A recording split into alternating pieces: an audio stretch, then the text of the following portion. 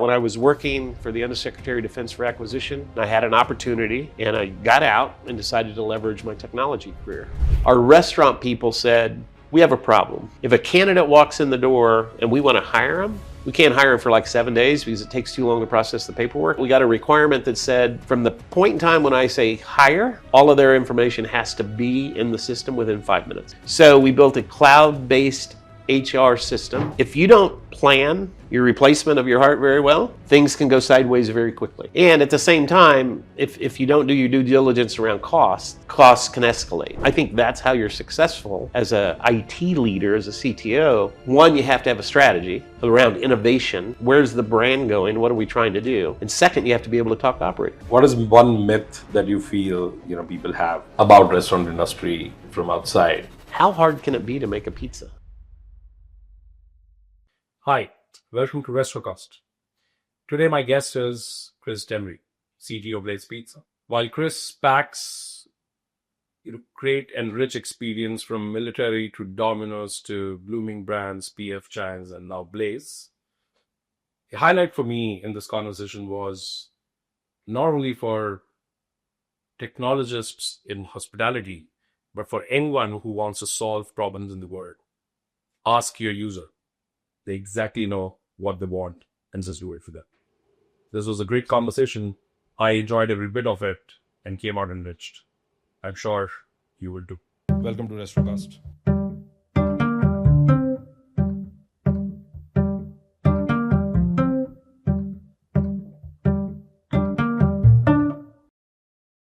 So Chris, we'll dive in straight. You have, I think your career in hospitality spans from some of the iconic brands. You've done deep work. I want to know all of that, but before we even touch that, I would like to know how it all started. What were your early years like, and how did restaurant industry happen? I would like to discover that, but why don't we start from the early years? Sure. Growing up years. Well, my early years, my parents were in the military, or my father was. So I grew up in a military life and thought I would start my career that way. And I did. I had a full ROTC scholarship, 4 years to college of my choice. I almost picked West Point, but I didn't. And I decided I was going to be a doctor. And so I was going to have the military pay my way to become a doctor. I wasn't really sure if I wanted to stay in the military as long as you had to stay in the military. Once you became a doctor, because you owe back like 3 times the duration. So I went in and I became a signal officer instead and found out I really loved it. I worked with tactical infantry troops in Korea, South Korea, obviously.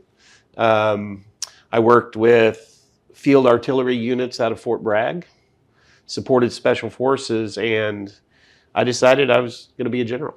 So I was on the path to become a general. What years were these? Like how long back is that? Now I'm going to age myself. So I graduated from college in 79. Mm-hmm. And so it was 80 through 92, 93. So I spent 13 years. And the reason I got out was while I was in the military, I got my master's degree in computer science. And that's when I realized there was a life outside getting up at 4 a.m. to go work out and going to bed at midnight because you were supporting whoever you were supporting. And during that time frame, I got divorced twice because of the military. And so when I had an opportunity to get out and enjoy a IT career, I said, I'm going to make that major life change. So I got out when I was working for the Undersecretary of Defense for Acquisition at the Pentagon. And I had an opportunity. And I got out and decided to leverage my technology career. And I really didn't know very much technology, even though I had a master's degree. That's what I realized Why today. did you, I was about to ask you, why did you choose to go master's in computer science while you were still at military? Because I had a company command, which is the premier job of a young 25-year-old person for just over 2 years. And I said, I want to stay here and I want to keep doing it. And they said, you can't. So you have 3 choices. You can go support the National Guard in like South Dakota. You could go get an advanced degree, or there was a third choice. I can't remember what it was. And like go be a ROTC officer at a college. After supporting special forces I'm like, well, I'm going to try to further my education. So I chose computer science because I had a little bit of computers in the military, not a lot, but I had one of the first units at Fort Bragg that was technology enabled through computer systems that were, the size of this room. Yeah, I'm sure. I mean, these were early years for commercial computer systems. Oh, yeah. The first, I had one of the first GPSs on the East Coast with the military, and it was the size of a Jeep.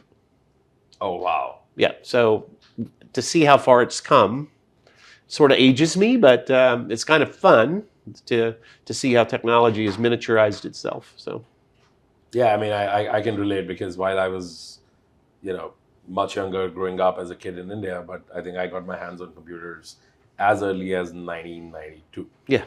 And thanks to my dad. So he was just an enthusiast. He had nothing to do with tech at all. He just used to think that, computers is future and, one should learn that. And so I can see I've seen so much evolution of, modern PC myself that when I, think about it, I'm like, oh, wow, this is, and I was just watching it as a kid actually, but, people were really using it. So yes. Yeah, I mean, if you remember dial-up modems, right? yes, 100%, 100%, absolutely. Today, you were fully connected, everything in our lives. If you had to use a dial-up modem, I think some of our young people would go, what's that noise? Yeah, exactly. Yeah. I've used that 14 kbps and 28 kbps and 56 kbps modems, and I remember that. So, you came out of military with computer science. So I went to work doing program management for a training and consulting company. They call them Beltway Bandits in Washington, D.C. So I went to work for that company and helped it grow about 100%.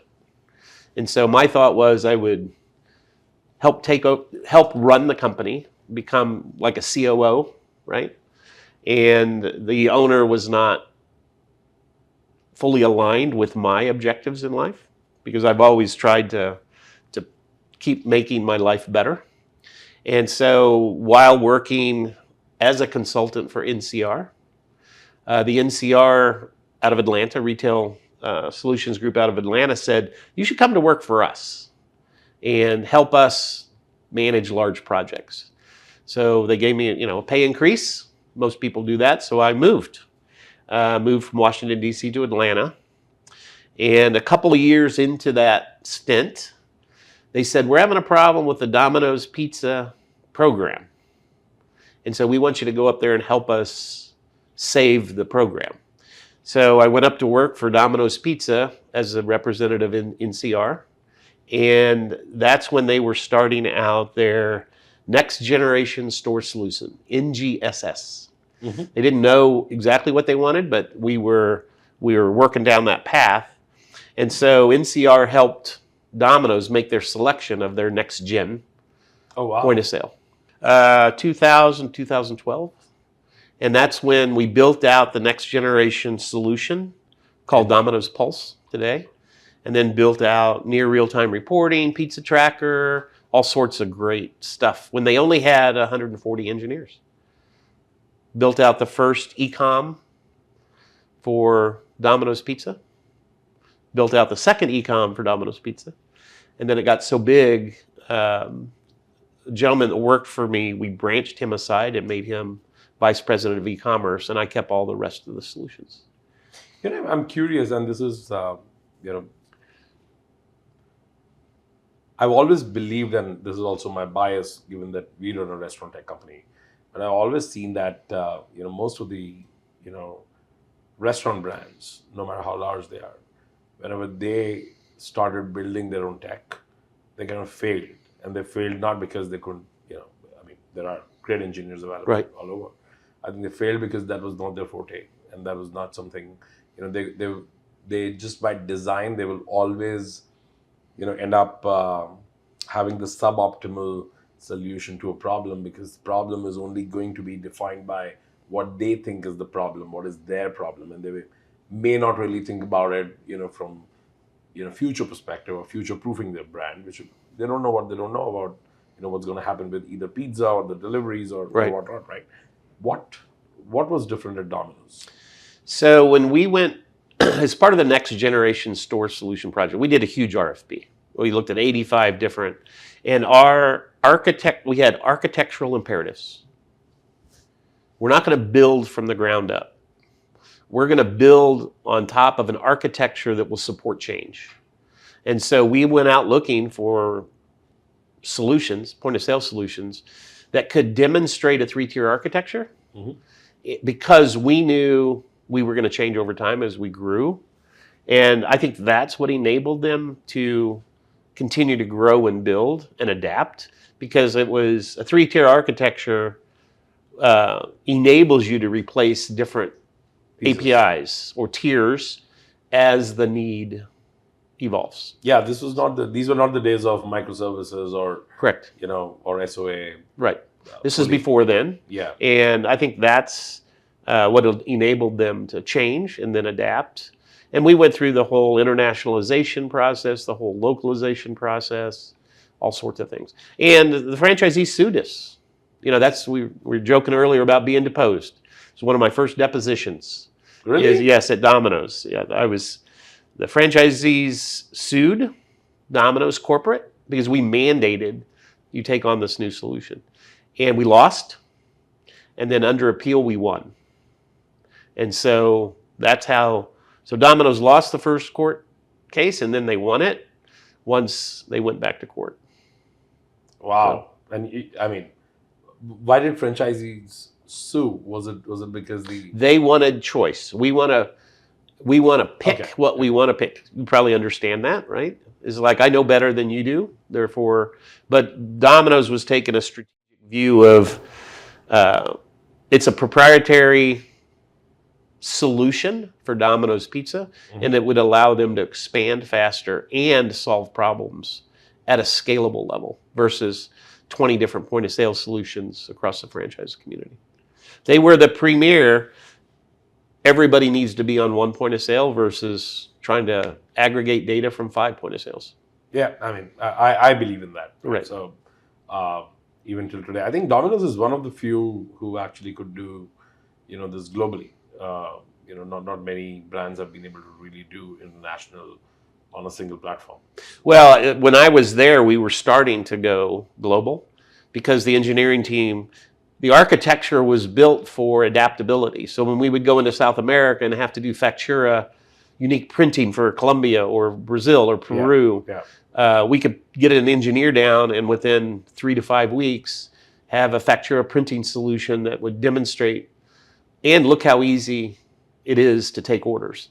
The first thing we did at Domino's is we took off the top level, which is the UX for order entry, which almost reduced order accuracy to 0 because it was so easy to use that anybody could order a pizza or place an order they could learn it within 7 minutes. So we had bring your kids to school day, right? We used to bring your kids to test day. And we would bring in 7 and 11-year-old kids and say, hey, I'm going to read an order to you, put it into the point of sale. Nice. And they could do it within 7 to 10 minutes. So we had kids testing our solution. It was a fantastic experience. So that's a great way. I'm going to steal that. That is awesome. That's actually a great test of when a company says that, our UX is great and it's simple. Yeah, and that's when I learned that while I believe I'm very smart, and I am, and so are you, everybody, but we're not always the smartest people in the room. So the people that know how things work are the people on the front line. And that goes back to the military analogy, right? Is that if you listen to the people that are on the front line with whatever business you're in, they're the ones that are going to tell you, this is what I need to do my job. And if you listen to them and build it the way they want it, they will use it. But it also has to be efficient, and it can't add anxiety to their workday. And I leverage the same thing from a guest experience. If you want your guests to do something, don't give them something hard. Yeah. Make sure it has almost no friction. Now, that's a great philosophy, and I think that's true. I think, being a tech product entrepreneur, I can tell you that, how many times, there are new entrepreneurs or people, let's say, are behind the curve. They will ask, hey, how do you do product road mapping? And I will generally tell them that you just go and talk to your customers, and especially people who use your product at your customer, and they'll actually write down the roadmap for you. I mean, Yeah. you still need to use your understanding to see what's strategic for you and what's not. But they'll tell you everything. They'll write down the roadmap for you. They will exactly prioritize it for you if you want, because they are the ones in the pain, and you don't have a sense of what alleviates the pain the most, right? For you, Right. it's like 5 features. For them, they will tell you exactly what is needed right now. The one thing that I haven't found a technology company that can solve yet is the ease of putting in a recipe for a product for somebody that doesn't really understand how important food costs are. There's not a product out there that I've found yet that does that. Like, just put in the ingredients and how much you want of each one, and it distills it down to something that's usable that you can also track. But we're still looking for that solution. We would love to. I'll send the notes. Okay, This is the lead. Yeah. But so 2012 you came out of Domino's. So, why that move, and where did you go? So what happened is the CIO at Domino's and the CMO at Domino's had a disagreement about how to do marketing analytics. And Russell Weiner, who was the CMO at that time, who I think is now president of one of the big parts of Domino's, he won, and my boss lost.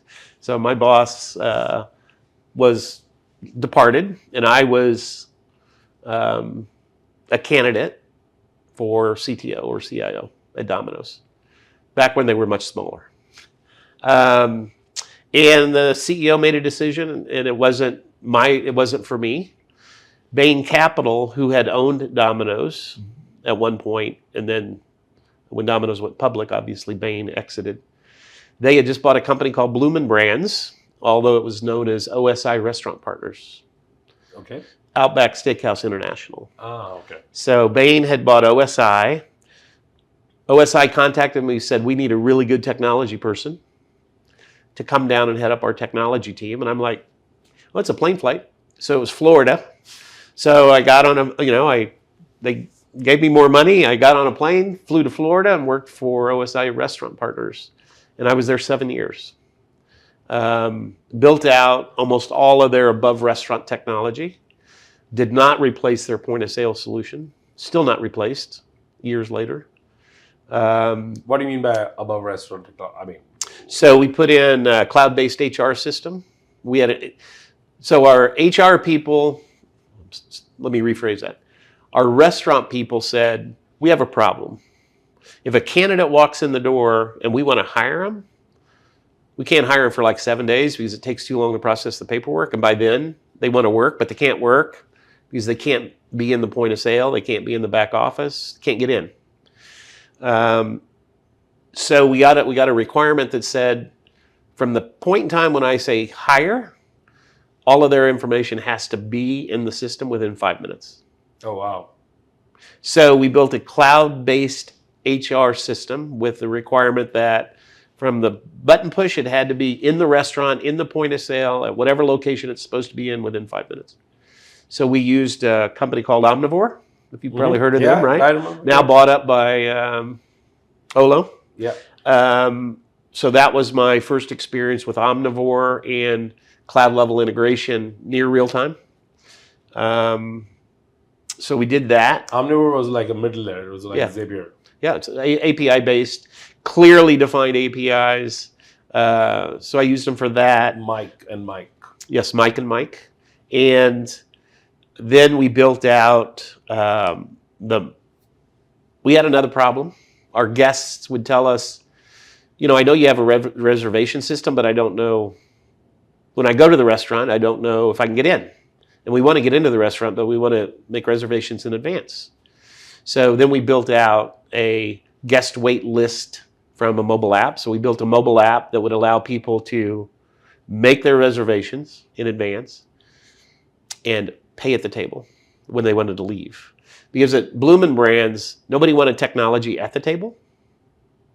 They just wanted to get out, have a great experience with the server, and then depart when they wanted to. So we built in guest wait and pay at the table. That was the original Bloomin Brands mobile app. And these were the solutions that what is your bias towards building in-house versus buying from outside? Competitive advantage. If I'm a firm believer that if it's commercial off the shelf and something works, you should not build it. But if it's going to give you a competitive advantage, you should build it. I learned that at Domino's. Back when I was at Domino's, there weren't a lot of driver dispatch solutions, mapping solutions, order optimization solutions. They just didn't exist. So I learned that you could build that, but you shouldn't build an HR system. You shouldn't build a food management system, right? Typically above restaurant solutions. But if it's in a restaurant, gives you a competitive advantage, at a minimum, you should consider building it after you fully vet that there's either something's not available or it's too expensive to implement. And so I just build things now that aren't commercially available off the shelf that would give a competitive advantage. And then what after Bloomin? So I was at Bloomin Brands 4 years as a technology leader, and the CEO, Liz Smith, tapped me on the shoulder and said, "We think off-premises dining might grow over time.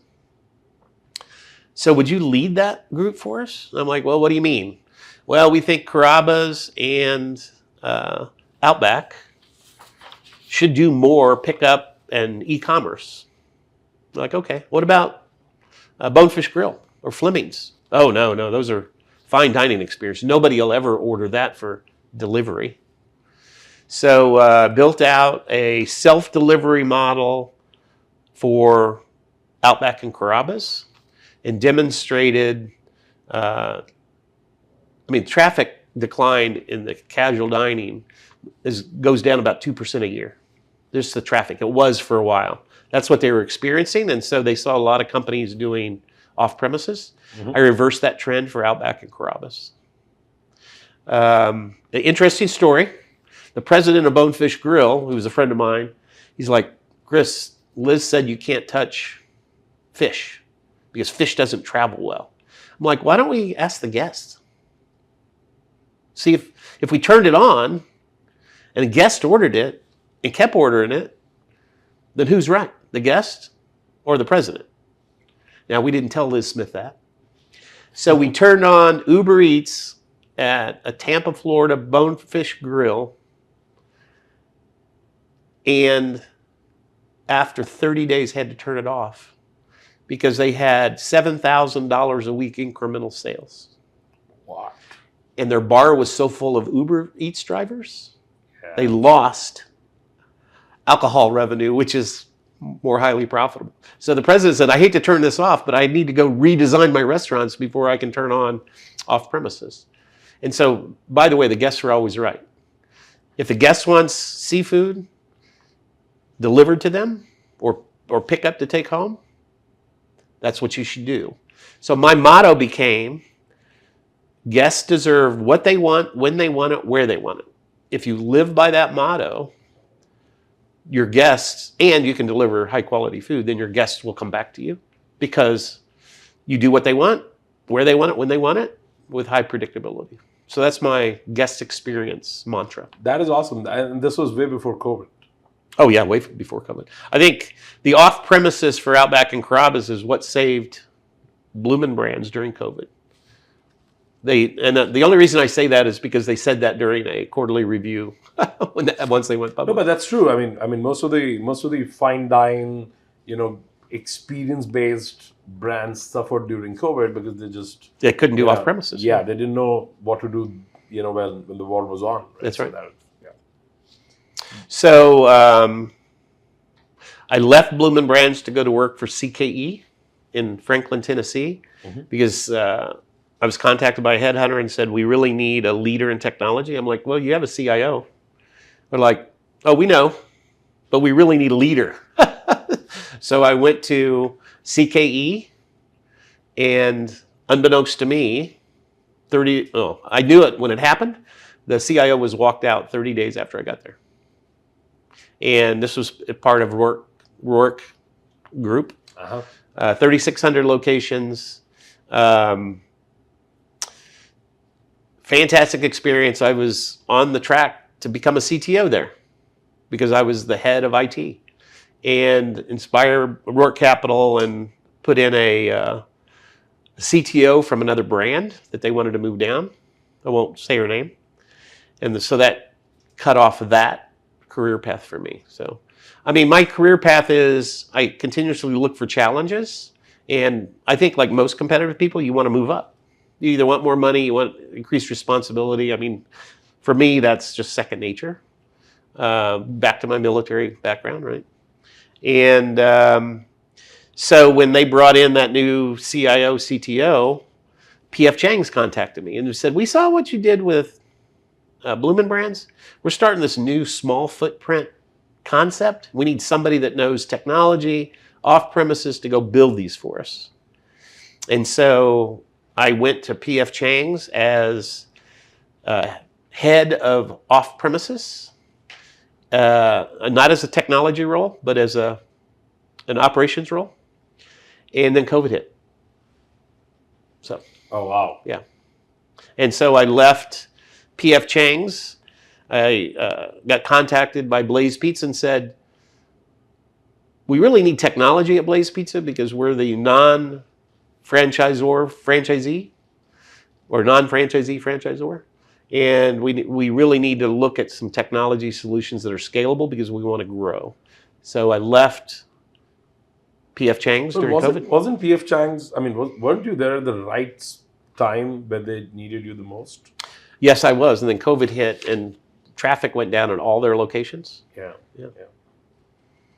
Blaze Pizza, I think you came in Blaze Pizza exactly reverse of what happened to you at CKE. Yeah. Right. So you came in when private equity acquired them, if I'm not wrong.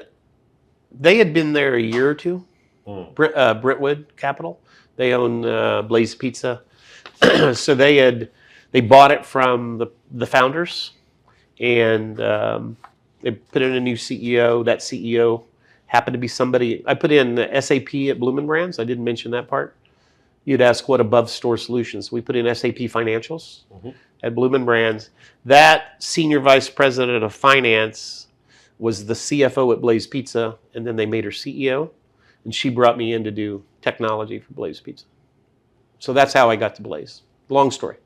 But Blaze was, I mean, I'm just curious, right? Because when you got into Blaze was already, successful with, their growth between 2012 and 2020, right? So the way I would say it is Blaze Pizza, like a lot of other brands, were not positioned well when COVID hit. They were a lunch business. Correct. 5% off premises. So some people would call or order online and pick up. But they rolled out third party. They had to in order to survive. But they didn't do it very well. And so they rolled out with Uber Eats. That was it. And the CEO, Mandy Shaw, said, hey, we really need to revamp the technology in our locations because I think we need to go through an entire technology shift so that we can innovate. And so that excited me. Like, we're going to go in and innovate. They had NCR Aloha in all their locations, and we couldn't innovate. Couldn't make any changes. It's too expensive. It took 9 months to make a change. Yeah. So I said, okay, the first thing we have to do is replace our heart. They're like, what? Well, we're going to replace the heart, which is your point of sale solution.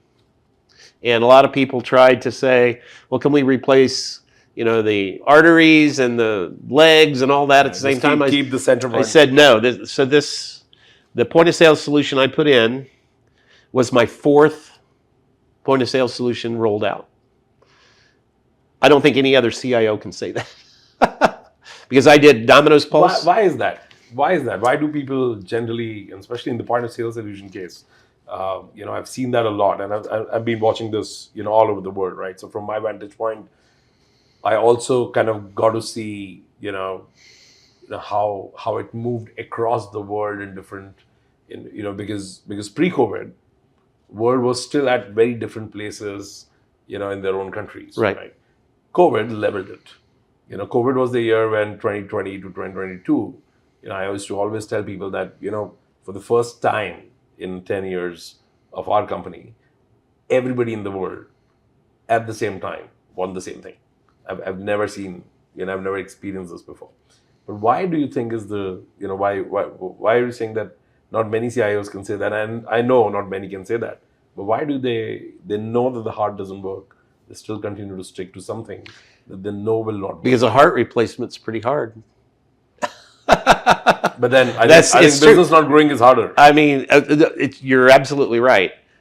If you don't plan your replacement of your heart very well, things can go sideways very quickly. And at the same time, if you don't do your due diligence around costs can escalate. So you have to put together a good business picture, a good ROI for all the franchisees. I'll give you an example. Our franchisees were like, I don't want to put in this new point of sale solution. Sure. Like, well, according to our FDD, you have to use the technology solution I choose. Now, if I can save you money and it works better, you'll like it, right? And they're like, yeah. I said, okay, so pilot it. So one of our largest franchisees had 25 locations. They have 27 now. Put it in one location. And his team said, oh my God, this is so much better than Aloha. And the president called me and said, I want it in my other 24 locations as fast as you could do it. And it saved $200 a month per restaurant on base costs. No, that's a core, and that's great. I mean, Right. As I said, I do wonder that why do CIOs, don't really, or CTOs and head of ITs, they don't really, they're afraid of moving to anything that is better. Has always surprised me. I think I have another potential is I think a lot of CIOs and CTOs I know have never been in operations. You don't know how to go to an operator and say, I know you don't want to do that, but let's look at how easy it is to train. Let's look at how easy it is to manage your food costs. Let's look at all the things that an operator is worried about. People, food costs, technology costs. So if you can't, my experience is if you can't talk like an operator, you can't sell to an operator. And so a lot of technologists can't do that, in my opinion. And since I was on both sides, when I was at Bloomin Brands on the delivery side, I told the technology team, here's what I need, here's how I recommend we do it. And they built what an operator needed, and everybody loved it. So the same thing, I think that's how you're successful as a IT leader, as a CTO, is one, you have to have a strategy around innovation. Where's the brand going? What are we trying to do? And second, you have to be able to talk to operators. You've been in restaurant space, and I see the journey has been quite organic. 25 years, yeah. But I see restaurant space, and whether you're an operator or whether you're running technology, it is one of the toughest space to be in because you're literally, it's almost 24/7 on your toes. It never stops. You need to be, and technology, you don't have the opportunity to go wrong even for a day or an hour or for a minute. Anything breaks down, anything goes wrong, operations go for a toss. So, right, one of the toughest, positions to be in, tech. That's what I see now in hindsight. When I see my friends who run, let's say, marketing tech, products, I'm like, guys, this is beautiful, right? Because your product goes down, nobody cares. It has its own, has its own, good and bad. But I understand that this is not mission critical. What made you continue in this industry, or have you ever thought of that? Hey, I need sanity, someplace else, some industry, some other industry, given your tech. Well, I mean, it's a hospitality industry. You got to be friendly, right? And most restaurant people are hospitable. They're friendly. They have to be social. It's a great industry to be in. So I've looked at going to other industries, And, during, headhunters contact me periodically. They're like, hey, you have a great LinkedIn background. You've done all this stuff and, you want to go to the finance industry. Well, talk to some of those leaders and they're, no offense, pretty stuffed shirts. You go to just anything that's not hospitality oriented, that's not me. That's not my personality. I am a leader of teams and I try to solve people's problems. That's what I'm known for in the industry. And so I just never decided to move away from it. So, what is one myth that you feel people have about restaurant industry from outside, maybe the tech people or people who are not in the industry, which is not true? I'll tell you the one that I laugh at all the time, and you've probably heard this. How hard can it be to make a pizza? So if you do the math, besides the dough, the sauce, the cheese, we have 43 ingredients. Every pizza's custom made. Amazon can't do it. They got out of the food business. Amazon can deliver stuff in 2 hours. When you order food, when do you want it? 2 hours from now or in 30 minutes?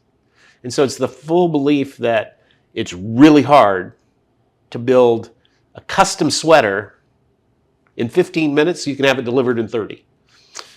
We do that all the time. Whether it's pizza, any custom ordered food is hard to do.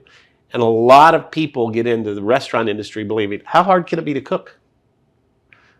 Well, it depends. You want your food in 2 days or you want it in 10 minutes? So I've seen a lot of franchisees get in like, how hard can this be? It's pretty darn hard. You don't manage your labor. You don't manage your food. You don't have situational awareness. And what I mean by that is you kind of read the room, you read the group, you read your restaurant. If you can't adjust that quickly, that's what makes it hard. So I think there's a myth out there that the restaurant industry is easy. But yet we have, 10,000 brands a year start and fail, and it's crazy.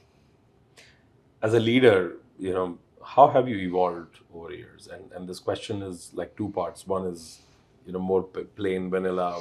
What is your leadership style? How do you define it today? And my second part of this question is that how has it evolved, especially from military background and you were decade plus there, and then you come to this industry, computer science, talking to like a very different cohort of people. How have you changed when you look back from that? Where did that empathy come from, or was it there always? It's kind of, you answered it the way you want. Yeah, I think I would go back to Domino's pizza days. I came out of the military as a major, got out. I'm a leader. I'm a technology leader. I know how to build technology. And so I was building stuff and nobody was using it. And I had a manager, bless her heart. She came to me and she said, why don't we ask the people in the restaurants what they want? And so my team won an award for it. It was a Wikipedia page where we connected with people at the restaurant and they could say, I wish I had this. And she would moderate you it. actually deployed like an internal wiki. Yeah, like an internal wiki, right? And they would say, well, I wish I had this. And my manager would answer them. It's like, okay, that's a good idea. Can you explain a little bit more? So they would give us input. And that changed my team on a dime. I'm like, oh my God, if we just built it that way, they would use it. And so we started cultivating believers in technology in the restaurants because we were just listening to them. So that's where the philosophy of listen to the frontline people. You solve their problem, they're with you for life. So we actually had Blaze Pizza managers comment to us that we no longer feel like we're on an island. There's hundreds of us and thousands of us. And so that was cool. That's what changed my mind. And then I realized we were one of the first adopters at Domino's of Agile. And it is a philosophy, it's not a process. Yeah. And so as a leader, when I go into a team, and with all of my partners, if they don't do Agile, we're not going to be successful.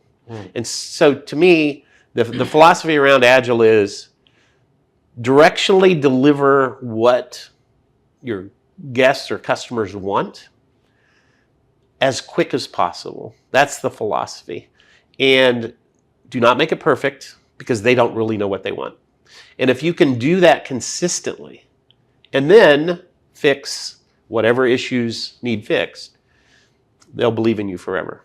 And so that's the philosophy. I think maybe that's number two. I think you asked 3 questions, but I think number 2 is I changed my mentality around listening, and then I really implemented, and I believe that philosophy as I go into organizations. And I adjust that Agile mentality based on the people that I have. So. And what, how did that, actually you kind of, already answered that, but I actually wanted to touch upon that, from the military, and this is a borderline assumption that, that's where you're taught, or you're in the, you're in the practice of, doing what is required, and you're of course not asking, somebody at the, Well, I had a lot of leaders in the military that would say, go do this exactly as it is, and we would either partially fail or partially succeed. And I learned there that, literally you're a team. A one-person army doesn't win very many battles. And so you have to look at all your resources. I don't hire for skill. I hire for the ability to learn. Because I don't know what's going to happen in 3 months from a technology perspective, and say, you know what, I know what we were doing. I need you to learn this new thing because the environment, the domain has changed. And so I don't want people that know C#.net. I want people that are willing to learn new things and new technologies, because that's who's going to make my team better in the long run. And that's a great one. How are you dealing with all the new tech that is being thrown at you every day? And I think in the last couple of years, the amount of different new technology, be it peripheral products, features, running around as products, to platforms, everything is being thrown at you, and not all of it is bad, right? How are you dealing with this new wave Of AI? Not AI. I really want to say that, but no. I think I have a better question for AI, Yep. but no, I'm just talking about tech in general, where that you're supposed to continuously evaluate and be ahead of the curve, or at least have the pulse of the market. But how do you look at it when you don't have the requirement?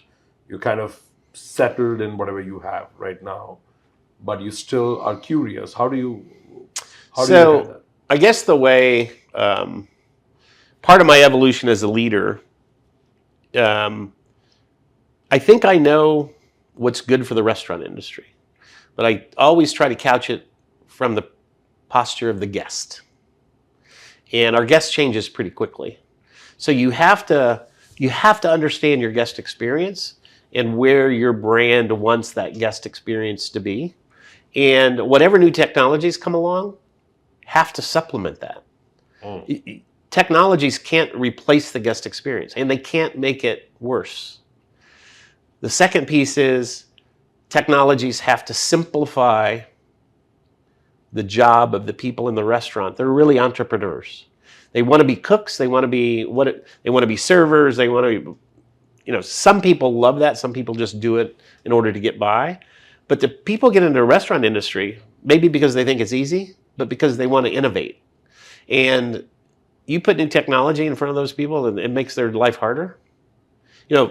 For instance, I had a vendor I won't mention. It's like, yeah, we can provide you, if you just go back to the computer and run this report, you'll see the data you're looking for. I'm like, I can't do that. My guys are running a shift. They're dealing with guests in the lobby. We have a new project. It's called Heightened Time Awareness. This came from Domino's Pizza, so it's not something new. It's like, what's happening right now that I need to know that would change a decision I need to make? Do I have more guests than I forecasted? Am I selling more pepperoni than I thought I was going to sell, so I need to order pepperoni? And this lends itself to the AI models, if you want to go down that path. And so I've had several vendors come in and go, well, I can put it on your iPhone. Like, they don't carry iPhones in our restaurants. So, well, how are we going to do it? I'm like, here's a concept to deliver actionable information to a leader.